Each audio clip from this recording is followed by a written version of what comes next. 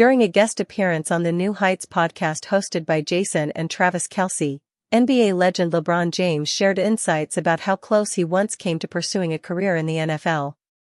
The idea surfaced during the NBA lockout in 2011 when the future of the league was uncertain. "I didn't know when we were going to make the deal with the owners and get our league back going," James explained. "So I actually thought about it a little bit back then. I was still young enough, to get out there with y'all.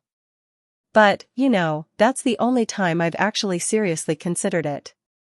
James, now 40, was a star wide receiver during his high school years at Akron's St. Vincent-St. Mary.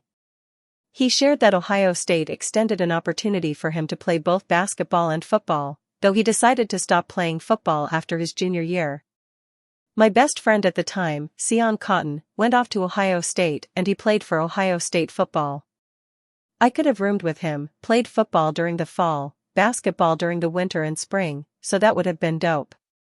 Ultimately, James chose a different path, opting to enter the NBA directly from high school as the first overall pick in the 2003 draft.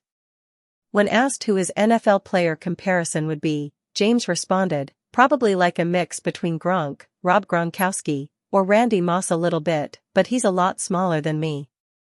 He runs a lot faster, but he's a lot smaller than me.